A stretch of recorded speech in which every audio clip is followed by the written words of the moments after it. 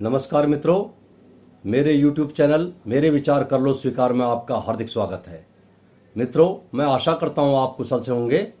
इसी कामना के साथ आज की कहानी शुरू करते हैं। मित्रों, आज की कहानी का शीर्षक है जैसा राजा वैसी प्रजा, यानी यथा राजा तथा प्रजा। तो मित्रों, कहा यह गया है, हमारे जो राजनीति के गुरु थे चाणक्य ने कहा है, जिस देश का राजा जैसी प्रवृत्ति का होगा, जनता में भी वही प्रवृत्ति आनी शुरू हो जाती है। यानी राजा बलवान होगा, शक्तिशाली होगा, तो राज्य की प्रजा भी ये महसूस करती है कि वे भी शक्तिशाली हैं। यदि अच्छे विचारों का है तो राज्य में भी जो है अच्छे विचारों का पदार्पण होता है, और यदि राजा स्वार्थी है, मक्कार है, लालची है, तो प्रजा में भी वही संदेश जाता है और प्रजा भी वैसे ही काम करने लगती है। तो मित्रों, ऐसा है कि आज तो राजा है नहीं, लेकिन आज यही काम नेता कर रहे हैं। मैं ये नहीं कह रहा हूँ कि सारे नेता एक जैसे हैं। अच्छे नेता हैं जिनकी वजह से देश भी चल रहा है, लेकिन उनकी आड़ में कई नेता ऐसे भी हैं जो अपनी ओछी राजनीति कर जाते हैं। मित्रों, ऐसी कहानी मैं जो सुनाने जा रहा हूँ, ये इसी टाइप के नेताओं की कहानी है जो मक्कार किस्म के हैं। तो मित्रों, रामगढ़ में मूलचंद नाम का एक शराब का ठेकेदार रहता था। मित्रों, कई ठेके थे उसके हाथ में, और उसके साथ साथ में वह सट्टे का कारोबार भी करता था। मित्रों, सट्टा वो होता है जहाँ पर लोग बोली लगाते हैं, यानी 1 रुपये की जगह 10 रुपये मिलते हैं, तो इसे सट्टा कहते हैं। ये एक किस्म का जुआ है। तो इन दोनों धंधों से मूलचंद ने अथाह पैसा कमाया। पैसा तो अथाह कमाया, लेकिन इज्जत उतनी खास नहीं थी जिस हिसाब से पैसा था। तो एक दिन उनके एक मित्र आए, हरि सिंह जी। तो उन्होंने कहा कि मूलचंद जी, ऐसा है, आपके पास पैसे की कोई कमी नहीं है। आप यदि विधायक का चुनाव लड़ें तो आप अवश्य जीतेंगे। उसने कहा, यार भाई हरि सिंह, बात तो तू ठीक कह रहा है, लेकिन मेरी इमेज इतनी अच्छी नहीं है, क्या मुझे वोट मिलेंगे? तो हरि सिंह ने कहा, मूलचंद भाई, ऐसा है, आज की डेट में वोट खरीदे जाते हैं। आप यदि पैसा फेंकोगे तो वोट भी अवश्य मिलेंगे। तो ये बात मूलचंद को हिट कर गई। उसने कहा, अगर पैसे से खरीदे जा सकते हैं तो मैं अथाह पैसा खर्च कर दूंगा। पैसे की मुझे कमी कोई नहीं है, लेकिन हाँ, नाम हो जाएगा, रुतबा हो जाएगा, और अगर अच्छे मतों से जीता तो कल को मंत्री पद भी मिल सकता है। ये लालच उसके दिमाग में आ गया। तो उसने क्या करा मित्रों, अपने जितने भी मित्र थे उसके सबको बुलाया, जो उसके सहयोगी थे, सबको अपने घर पर इन्वाइट करा, उनकी पार्टी शार्टी करी। फिर उनसे कहा, भाई मेरा प्रस्ताव ऐसा है, विधायकी लड़ने का विचार आ रहा है, आपका क्या सुझाव है? सब ने कहा, जी वाह वाह, आपके पास पैसे की तो कोई कमी नहीं है, आप चाहो तो अवश्य काम कर सकते हो। तो मित्रों, मूलचंद का एक मित्र था, सुशील कुमार।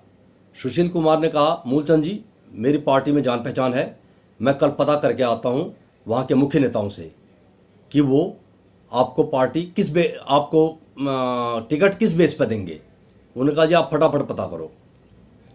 तो दूसरे दिन सुशील कुमार कुछ मित्रों को लेकर के पार्टी के हेड ऑफिस गया।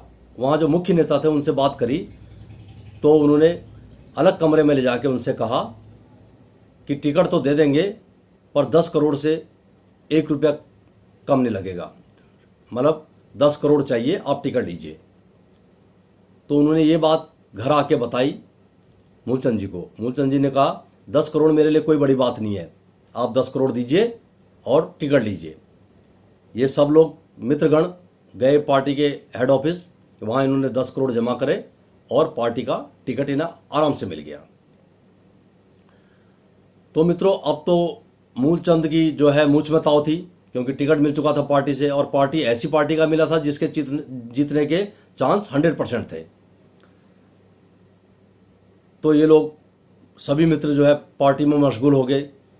एक दूसरे की पीठ थपथपा रहे थे। तो ऐसे करते करते चुनाव के दिन भी नज़दीक आ गए। इन्होंने खूब प्रचार करा। मित्रों, प्रचार में क्या था, इन्होंने डेली रैलियां निकाली, एक से एक रैलियां निकाली। तो उसमें क्या था, भीड़ खूब इकट्ठी हुई, क्योंकि ये जम के पैसा बांट रहे थे और जम के घर घरों में जो है शराब की पेटियां बांट रहे थे। इनको ये भरोसा था कि इन दो चीज़ों से इनके वोट पक्के हैं। और लोग भी मूलचंद जिंदाबाद, मूलचंद जिंदाबाद के नारे लगा रहे थे। मूलचंद जी जब देखते थे अपनी रैली में तो उनको पक्का यकीन हो गया था कि जीत तो हमारी है। एक दिन एक रैली में वो भाषण दे रहे थे, तो भाषण देते देते उनकी नज़र कई लोगों पर पड़ी। वो चौंक गए। जब वो भाषण देख के अपनी सीट पर बैठे तो उन्होंने बगल में बैठे हुए सुशील से कहा, सुशील यार ये राम अवतार की मिसिज आज हमारे यहाँ जिंदाबाद जिंदाबाद कर रही थी, कल तो ये दूसरी पार्टी में जिंदाबाद जिंदाबाद कर रही थी। और वो देख कल्लू पहलवान को, वो आज हमारा झंडा लहरा रहा है, कल वो दूसरी पार्टी का लहरा रहा था। मैंने उनकी वीडियो रिकॉर्डिंग भी देखी थी। तो सुशील ने कहा, जी ऐसा है, जाएंगे, ये सब जगह है, ये सब जगह का फ़ायदा ले रहे हैं, लेकिन वोट हमारे हैं, ये पक्के हमारे हैं। मूलचंद ने कहा, भाई ध्यान रखियो, कहीं ऐसा ना हो कि हमें भी धोखा दे जाएं। उनका धोखा कोई नहीं देंगे, इन्होंने कसम खा रखी है, ये सब वोट हमारे हैं। तो मित्रों, ऐसे करते करते कई दिन रैलियां चली। चारों ओर मूलचंद का हल्ला बोल रहा था, तूती बोल रही थी। अब चुनाव के पहले दिन मूलचंद ने गली गली मोहल्ले मोहल्ले जाकर नोट बांटे। उसके मित्र सब जगह गए, सबको नोट बांटे गए और सबको शराब की बोतल दी गई। तो सब ने रात को कमिटमेंट कर दिया कि भाई इतना आप हमारे लिए कर रहे हैं तो 100% जीत आपकी है, हम आपसे हटकर कहीं नहीं जाएंगे।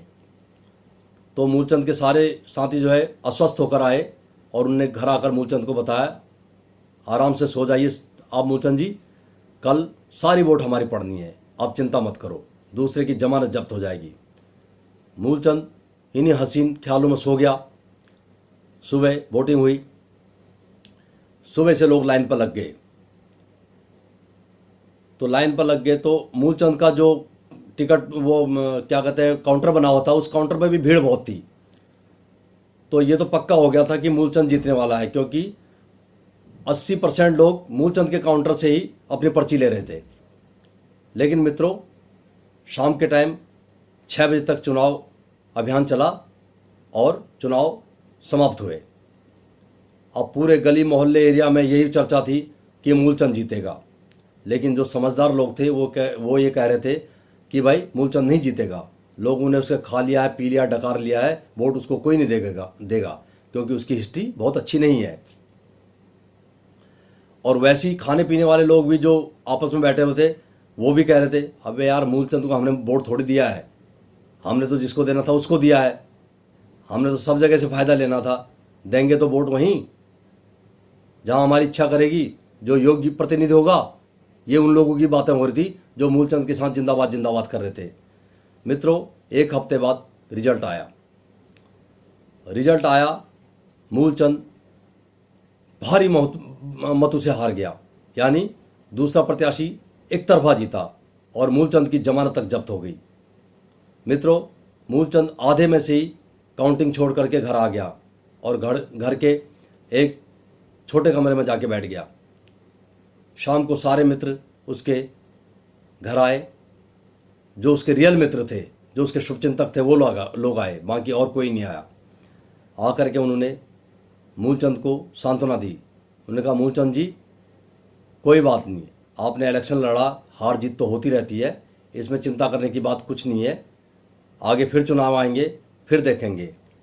तो मूलचंद ने भाइयों केवल इतना ही कहा उनसे कि मित्रों, हकीकत तो ये थी, मैं भी जनसेवा के लिए नहीं लड़ रहा था, मेरे दिमाग में भी केवल एक ही बात थी कि विधायक बनने के बाद अच्छे मतों से जीतूंगा तो मंत्री बन जाऊंगा, और मंत्री बनूंगा तो पैसे के भंडार लग जाएंगे और रुतबा अलग हो जाएगा। जो मैं ये 10-15 करोड़ खर्च कर रहा था मित्रों, वो मेरे दिमाग में ये था कि मैं 1 साल में ही ये अपना पैसा वसूल कर लूँगा, उसके बाद 4 साल तो कमाना ही कमाना है। मित्रों, नीयत मेरी भी सही नहीं थी, तो भगवान ने शायद यही चीज़ सुनी और मुझे इसका फल दिया। तो मित्रों, मूलचंद को सांत्वना देकर सारे मित्र अपने घर को आए और मूलचंद भी अपने घर में उदास होकर लेट गया और सो गया। मित्रों, कहानी यहीं ख़त्म होती है, लेकिन शिक्षा यही है कि जनप्रतिनिधि अगर आप बनते हो तो कभी भी अपने मन से लालच, छल, छंद ये चीज़ें बिल्कुल त्याग दो, क्योंकि जन सेवा में ये बिल्कुल काम नहीं आती। अब मित्रों, कहानी तो यहाँ पर एंड हो रही है, लेकिन कविता का टाइम शुरू हो गया है। कविता प्यार से सुनना और इसका सार ग्रहण करना और चारों ओर इसको फैलाना, हमारा मकसद यही है कि ज्ञान का दीप चारों ओर जले। कविता सुनिए। जन सेवा वो करेगा मित्रों जिसमें दर्द भरा हो, रोम रोम में चिंतन होगा मन वाणी से खरा हो। जन सेवा वो करेगा मित्रों जिसमें दर्द भरा हो, रोम रोम में चिंतन होगा मन वाणी से खरा हो। जो दुख में रहे साथ हमेशा, सुख में भले वो ना हो। जो दुख में रहे साथ हमेशा, सुख में भले वो ना हो। जनता उसके साथ रहेगी चाहे वो जहाँ हो। जनता उसके साथ रहेगी चाहे वो जहाँ हो। तू जितनी चालाकी करता जनता दुगना करती। तू जितनी चालाकी करता जनता उतना करती। तेरे संग वो तेरी जैसी, दूजे के संग दूजी। तेरे संग वो तेरे जैसी, दूजे के संग दूजी। जन सेवा वो करेगा मित्रों जिसमें दर्द भरा हो, रोम रोम में चिंतन होगा मन वाणी से खरा हो। मित्रों, कैसी लगी कविता, कैसी लगी कहानी? आप कमेंट बॉक्स में जरूर मेरे को कुछ ना कुछ लिखिए, मुझे बड़ा हर्ष होता है। और आज का इति यहीं पर करता हूँ। आपको मेरा प्यार भरा नमस्कार। धन्यवाद।